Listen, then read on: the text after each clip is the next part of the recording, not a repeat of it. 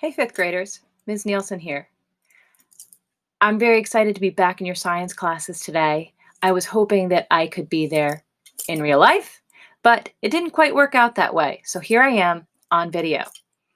I'm here to start your very first investigation with you, and I'm super excited about it because the questions that we're wrestling with today always kind of capture my imagination when I look around the natural world. So I hope you're ready for a little bit of science thinking today, a little bit of investigation, and you're ready to collect some data that will help us answer some questions. I'm not going to be live on the video the entire time. You're going to hear my voice, and Mrs. LeVander is going to help you facilitate some classroom discussions around the questions I have, because I want you to see some slides, okay? So I'll see you again at the end, and I can't wait to hear all about your discussions. Bye for now. So let's get started. I want you to think about the question that you started with as a class. Other than for heat, how do organisms or animals use energy from the sun? Think about that for a little bit. I know that there's lots of ways you probably thought of that animals and organisms use energy from the sun. But I want you to flip your thinking or switch it to plants. And I want you to think about, how do plants, they're organisms too, use energy from the sun? Then I want you to think a little bit deeper. And I want you to think about plants growing. I know how I grow. In order to grow up from a child to an adult, to grow strong and healthy, I had to eat. Now, I do love pizza, but I know I have to eat healthy foods to help me grow new cells in my body, to replace old cells, to maintain health. I know that food is important to me as an animal or an organism to continue to grow. I might not continue to grow taller, but I'm always growing. My hair's growing, my nails are growing, I'm growing new skin cells to replace old ones, constantly growing. How does that happen? How about if I'm a plant? For example, in my garden, I had some tree cutters come out today, and I had a giant oak tree just like this. And they took it down because it was a little bit too close to my house for my comfort with all these big storms. But that oak tree that we cut down today has probably been growing for 50 to 75 years, growing taller, wider, and it all started from a tiny acorn. How did it happen? Where did it get the matter that makes up the large oak tree? Remember, matter is anything that has mass and takes up space. An acorn is made of matter, and the oak tree is made of matter. The oak tree just has a lot more of it, much more mass. Where did it come from? I want you to start to think for a moment to yourself, where do plants get the matter that's required to get bigger? What do you think? How do they grow? If you're using a whiteboard or a science journal, I want Mrs. LeVander to pause the video now to let you collect your thoughts and jot something down. You're going to stop and jot, all right? So pause the video, Mrs. LeVander, and let them think. I hope you shared some of your ideas. Today in our investigation, we're going to set up a scientific investigation that helps us answer some of those questions, some of those thoughts that we might have. To do that, I want to introduce to you a tool that I really like that helps me think like a scientist, and it's going to help you think like a scientist too. So my learning intentions for you today, boys and girls, are to learn how a scientist designs an investigation to collect data to answer a question. I'm going to work with you to use this organizer today, but it's your ideas that are going to make it come to life.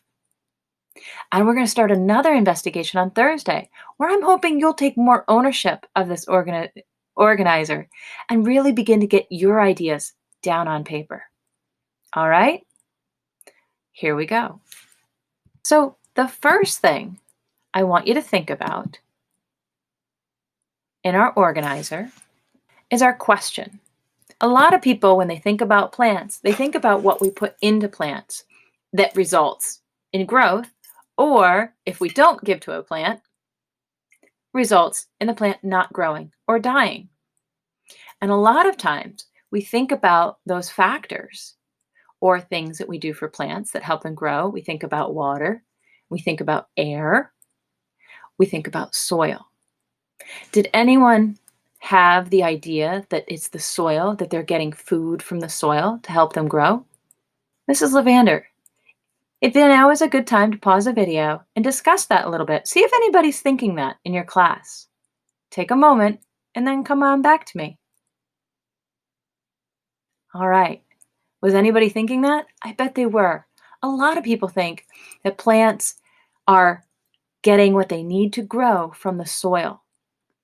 I want to dig a little bit deeper into that idea with this investigation and figure out if plants can grow with only water and air.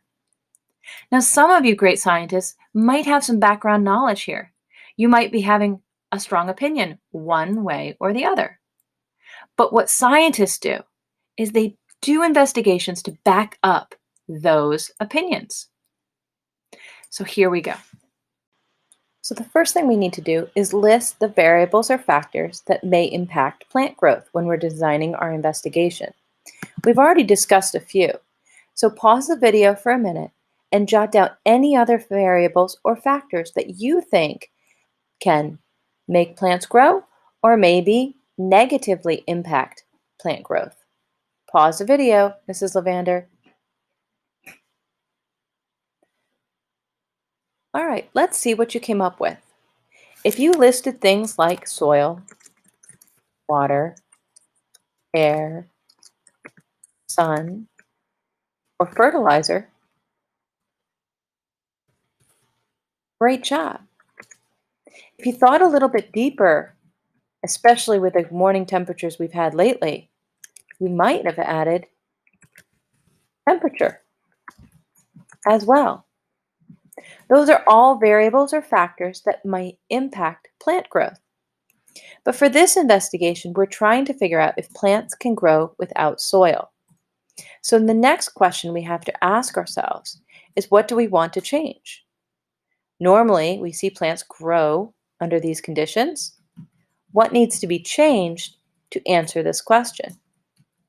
Pause the video, jot down your thinking. Hopefully, you're starting to think like a scientist, and you're thinking that if we want to know if plants can grow without soil, we have to change the soil. And how are we going to change it? Take a moment to think to yourself and stop and jot. How would we change the investigation to find out if plants can grow without soil? If you said remove or don't use soil, you'd be thinking like a scientist.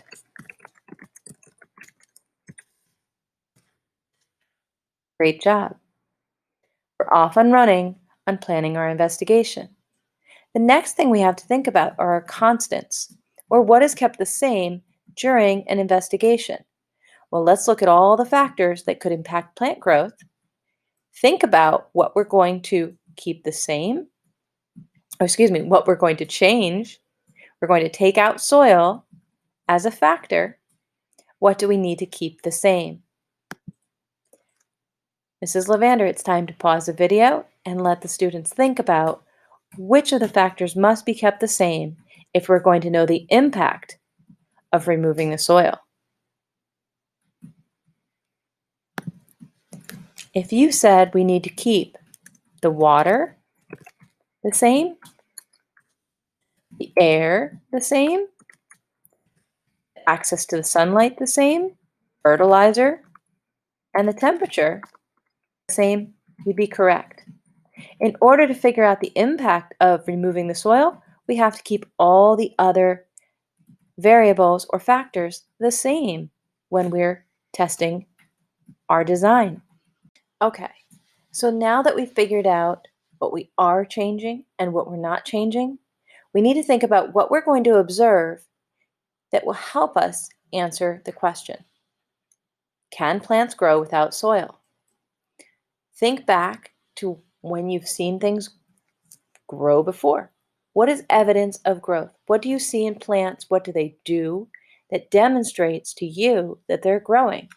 What are we observing? This is LeVander. Pause the video and have the students jot down what is evidence of growth in a plant. Okay. If you jotted down something like the stem growing or the seed sprouting, great thinking. Hi, it's me again. So, wondering how we're going to do this? Well, I've got a really great way. It might look a little familiar because we've used this setup before in science class, but for a different reason. If you remembered this, give yourself bonus points. Do you remember the seeds in a baggie? They're in there. They're just covered up by the white label there. Okay, so let's quickly review my scientific setup here. I've got a baggie. It is sealed at the top. It has water at the bottom and a paper towel. The paper towel allows the water to wick up or absorb up the paper towel and get to the seeds. I have 1, 2, 3 seeds. And you might be wondering why I have a row of staples. Simple. If my seeds dropped into the water and sat there, yuck, we'd probably get a moldy mess. We want the paper towel to deliver just the right amount of water to those seeds. Okay? Now, this is a closed system, meaning everything these plants need to survive is inside the system. There's no matter going in and there's no matter coming out. Okay? So one of the things Mrs. LeVander is going to do with your system in the class is put it on the scale. Why do you think that is? Why do you think we're going to weigh our system before we start and after our investigation's over? Do you have any ideas? Think about it. Share your ideas. Pause the video. And we'll learn more together.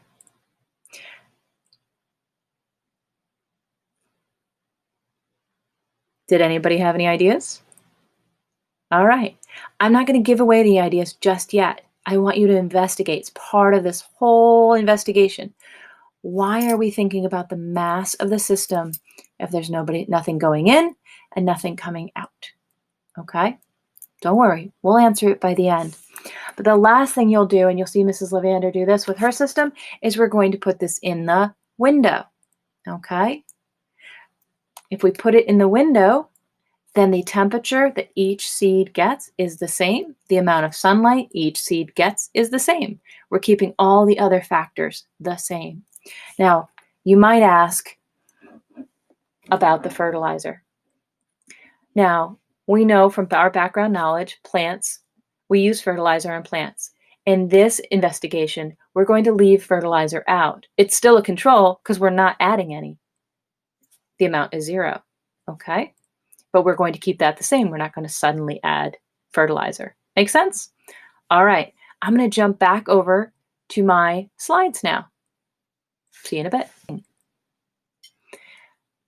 We talked about how if you want to know if a plant's growing, you have to observe the growth of the plant. So I want you to think about those seeds. You've grown seeds with me before. You know what happens. What are we really going to look for? So think about what you learned in kindergarten, 2nd grade, and 4th grade. And even 1st grade. What are the parts of the plant that we're going to be able to observe as that seed starts to germinate? And how are you going to observe it? And how are you going to measure it? What are tools we could use?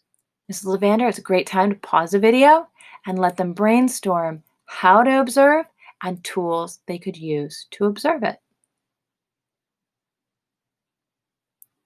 Okay, Did you brainstorm?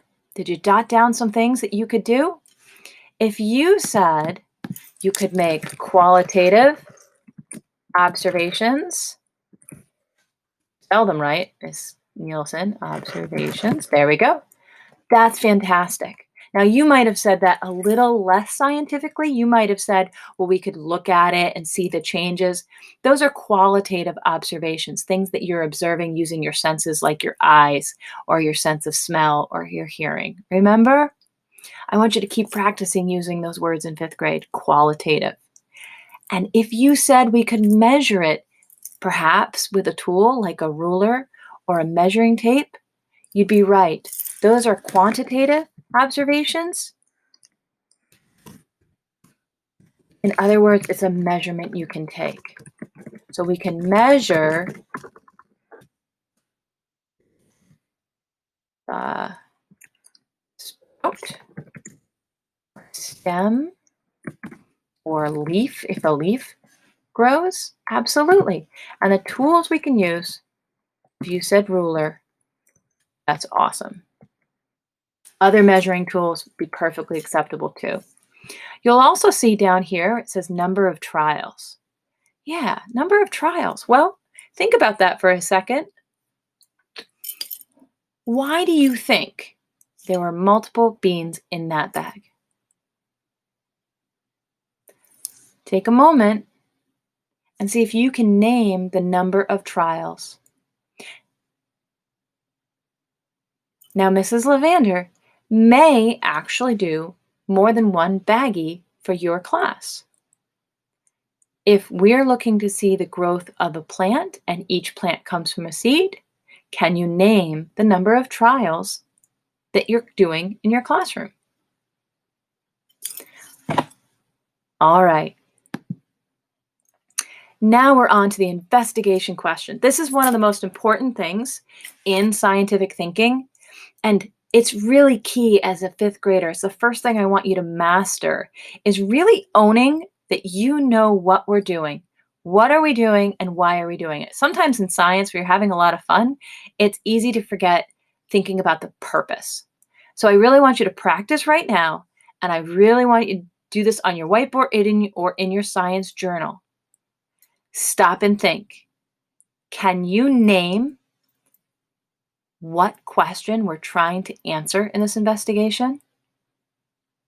Or what the purpose of the investigation was? It's not a trick question. It really is checking, am I focused on what we're doing and why we're doing it? Or am I excited about growing plants in bags? Pause the video, Mrs. LeVander, and see how many of your friends can jot down the question we're trying to answer.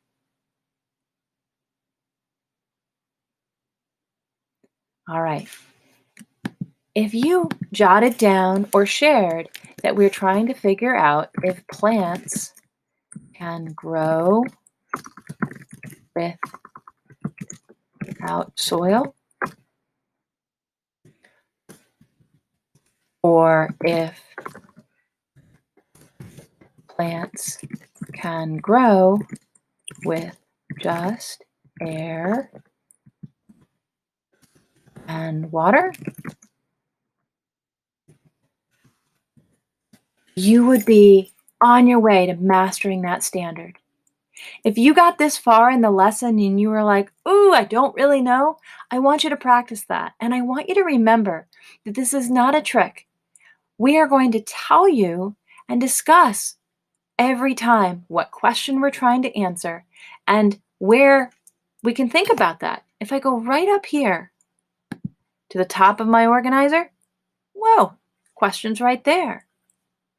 If I think about the question we started with, the question's right there, okay? It's your job as a scientist in 5th grade to make sure that you know what we're trying to do and that you're able to tell others when asked, okay? All right, if you haven't mastered it yet, I know you will very, very soon. Okay, now we're on to our very last box today in our lesson. And this is one of the best things about science, because it really is about predicting the future, figuring things out, and knowing what your data is going to tell you. before you even begin. It's kind of like a scientist's superpower. So, when a scientist is setting up an investigation, they're already thinking about what they're going to see. It's not like Christmas morning and a surprise. They're thinking about, what do I expect to see? And then they're seeing, what did I actually see? That's the key thing about scientists. And sometimes it's hard. Their results don't match what they expected. And they want to change it a little bit, but they never do. They observe and they report just what they see, and then they figure out what that tells them. Okay? So let's practice that thinking. We've put our plant seeds in a bag. We're adding water, we're adding air, we've sealed that system, we're going to put them in the window, and we're good to go. What do we expect to see? Now you're probably thinking like, oh really, Ms. Nielsen? We've done this. We kind of know what's going to happen. That's okay. I actually want you to. I want you to use what you've learned before and what you've seen to help you make a prediction and think about, how does data serve as evidence? You ready? So let's look at these sentences. If blank, that means blank. Okay, let's start there. What do we expect to see, or what are we going to measure? Plant growth. So if the plant grows, that means what? What does it mean? What does it mean about our question? Does that have evidence that helps us answer our question? If the plant grows in our bag, what does it mean for that answer? This is LeVander. Stop the video and see if your students can jot down the rest of the sentence. What does it mean for us if the plant grows?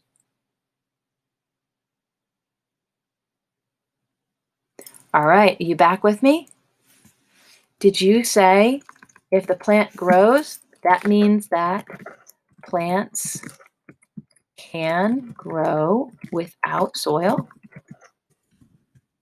If you did, awesome. You are really on your way to becoming a solid scientist.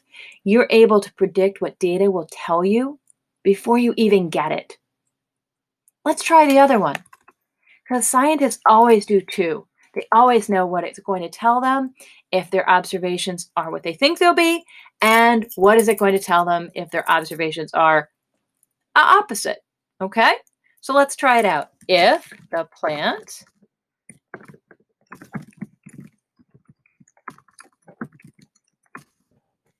does not grow,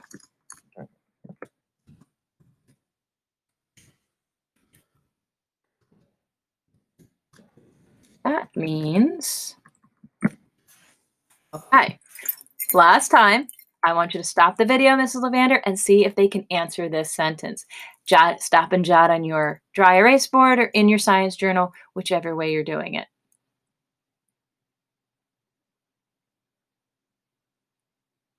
All right, you back with me?